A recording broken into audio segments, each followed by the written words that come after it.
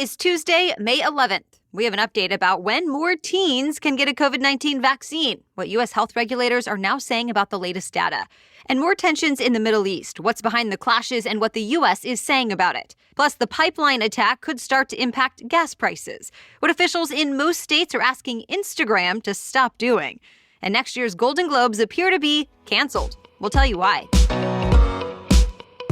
Welcome to The Newsworthy. All the day's news in around 10 minutes. Fast, fair, fun, and on the go. I'm Erica Mandy. Thanks so much for being here. You ready?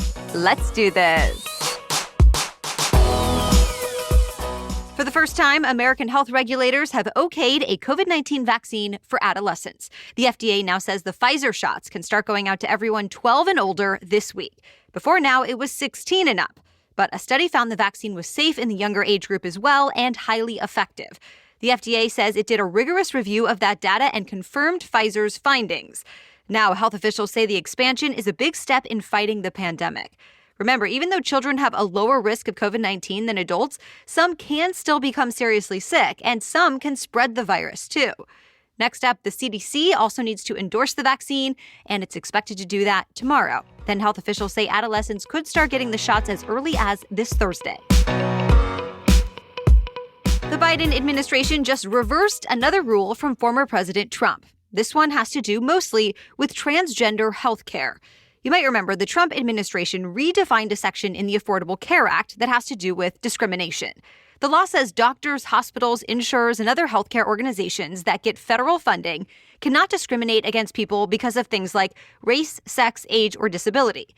The Trump administration agreed with that part, but it did not think LGBTQ people should be included, saying the term sex in the law is based only on biology at birth. And officials at the time said forcing healthcare providers to perform certain procedures, like ones that help a person go through a gender transition, would go against religious freedom. Well, the new Health and Human Services Department under President Biden disagrees and cites a U.S. Supreme Court ruling from last year that allowed a more broad definition of the term sex discrimination in a different law. So now, for example, if a hospital provides hysterectomies for any medical condition, it will have to offer the same procedures to transgender people too, even if the reason is for a gender transition. This also means the government will once again start investigating discrimination complaints, even when they have to do with sexual orientation and gender identity. Tensions have been soaring in the Middle East in recent days, specifically in the holy city of Jerusalem. Early this morning, Palestinian militants from the Hamas group launched dozens of rockets into Israel, and Israel unleashed new airstrikes against them in response. This latest conflict intensified when Palestinians started protesting. They're upset over Israel planning to evict Palestinian families to make way for Jewish settlers. Israeli police responded to protests by firing rubber-tipped bullets and stun grenades at Palestinians who were throwing stones back. Then things escalated more, and now we're seeing rocket fire. But there's a much bigger picture here, too. This round of violence, like previous ones, is over Jerusalem, since it's home to major holy sites of Islam, Judaism, and Christianity. Both Israelis and Palestinians have roots there. Specifically, the violent protests happened at a holy spot known to Muslims as the Noble Sanctuary and to Jews as the Temple Mount. And in the last 24 hours, more than 700 Palestinians were hurt in clashes with Israel security forces in Jerusalem and across the West Bank. More than 20 of them have died. Officials in the U.S., Europe, and elsewhere have asked for calm. But Israel's Prime Minister Benjamin Netanyahu warned the fighting could drag on. A Hamas leader has said the same. The FBI now says a professional hacking group was behind the cyber attack that shut down a major American fuel pipeline. The group is called DarkSide and is thought to operate out of Eastern Europe. Remember, the Colonial Pipeline runs from Texas to New York and carries about 45% of all fuel used on the East Coast. It was hit with a ransomware attack, meaning the criminal group has been holding data hostage until a ransom is paid. Well, White House officials have been investigating DarkSide for several months now, long before this cyber attack happened. They say the group usually steals from corporations and gives a cut to charity. It's not clear exactly what the motivation was this time, but the group called itself apolitical, saying it only wants to make money, not create problems for society. Colonial shut the pipeline down anyway, worried hackers got information that would allow them to attack parts of it. Now the pipeline shutdown is going on its fifth day, and it's starting to affect gas prices. They're up 6 cents a gallon as compared to last week. AAA says if the pipeline is not back up and running soon, gas prices could hit $3 a gallon on average, and that would make the national average the most expensive since 2014. It might not happen, though. Colonial says it hopes to have everything up and running again by the end of the week. And the FBI is still working with Colonial to investigate and prosecute the people responsible. More news just ahead, but first, this episode is brought to you by BetterHelp. If there is anything that stops you from being your best and happiest self, why not fix that? It's sometimes tough for us to recognize on our own what might be holding us back, but a professional can help you identify it and move past it. BetterHelp is a great way to connect with a professional counselor in a safe and private online environment, so it's convenient, confidential, and affordable.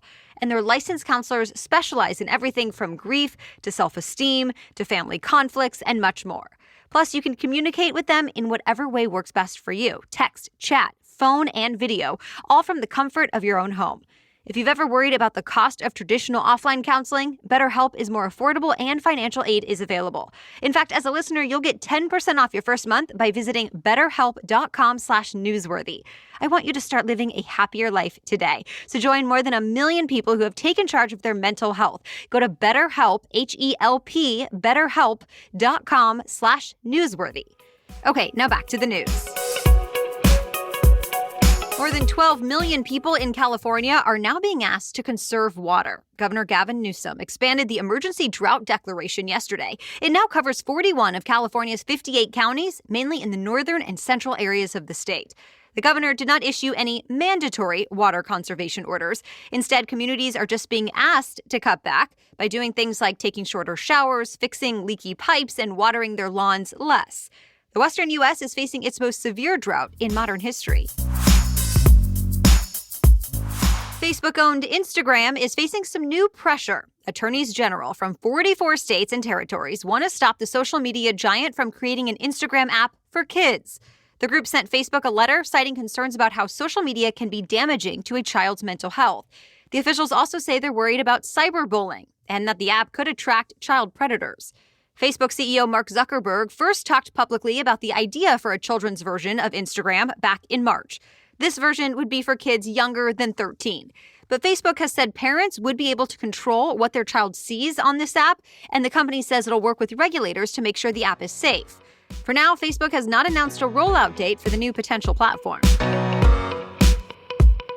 You might not be able to get your hands on a popular Sony video game console for a while. It seems the PlayStation 5 may be in short supply through at least next year.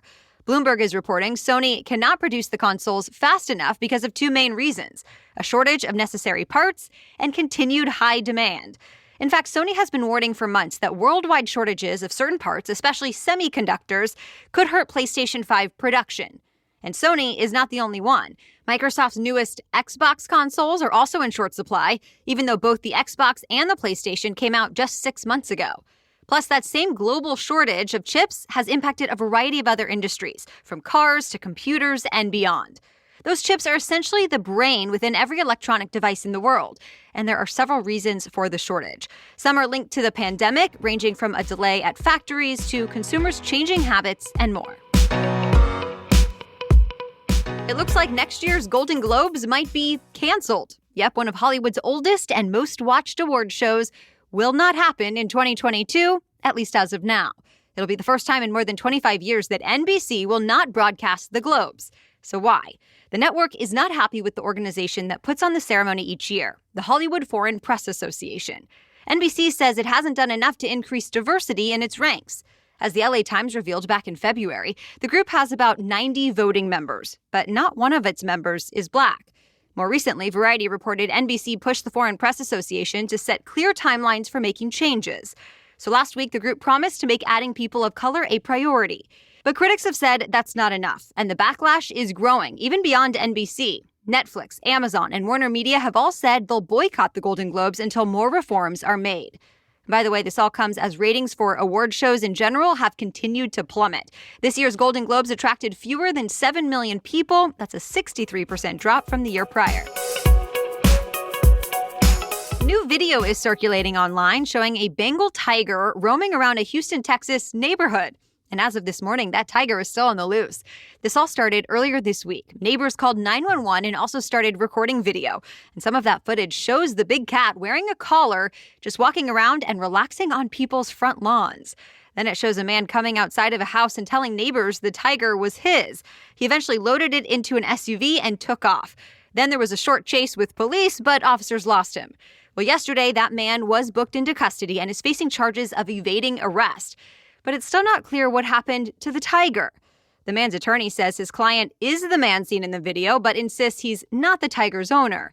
Exotic animals are illegal in the city of Houston. But in other parts of Texas, wild animals are allowed as pets as long as the owner gets the proper permits. And that's it for the main news today, but now it's time for Trivia Tuesday, when we ask a different trivia question every week. But first, a quick thanks to our sponsor, FrameBridge. I'll admit it, I'm not always the best at knowing how to decorate, and I don't want to spend a lot of time, effort, and money to figure it out. Yet, I love having a great, beautiful space once it's all complete. So that's why I love FrameBridge. FrameBridge is such an easy way to add a gallery wall to your home office, or frame that perfect picture for the living room, or even send a unique gift all from the comfort of your home.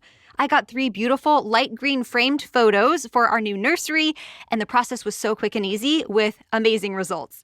You simply go to framebridge.com and upload your digital photo. Or get this, you can get packaging to safely mail in physical pieces because FrameBridge can frame anything from newspaper clippings to ticket stubs, even a bracelet. Then preview your item online in dozens of styles and layouts and get your choice delivered right to your door, ready to hang. Get started today, frame your photos, or send someone the perfect gift. Go to framebridge.com and then use the code NEWSWORTHY to save an additional 15% off your first order. Just go to framebridge.com with the promo code NEWSWORTHY. Framebridge.com with the promo code NEWSWORTHY.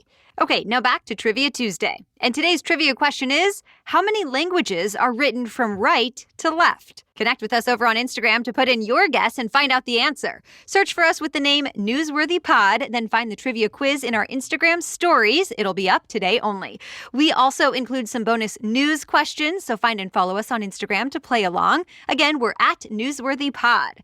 As for last week's trivia question, which country produces the most coffee in the world? The answer is Brazil. The South American country produces about 1/3 of the world's coffee. And the USDA says Brazil was expected to produce nearly 68 million bags of coffee this fiscal year. And when we say bag, one bag contains more than 132 pounds of coffee beans, or in other words, more than 6,000 cups of coffee. That's a lot of Joe. And the competition is not even close. The second place country is Vietnam, and it was expected to produce less than half of Brazil's total this year. Colombia, Indonesia, and Ethiopia round out the top 5 for the world's largest coffee producers. All right, thank you so much for turning to the Newsworthy to get your news each day. Be sure to subscribe or follow us right in your podcast app to get new episodes each day for free. As always, we'll be back with much more news to know tomorrow. Until then, have a great day.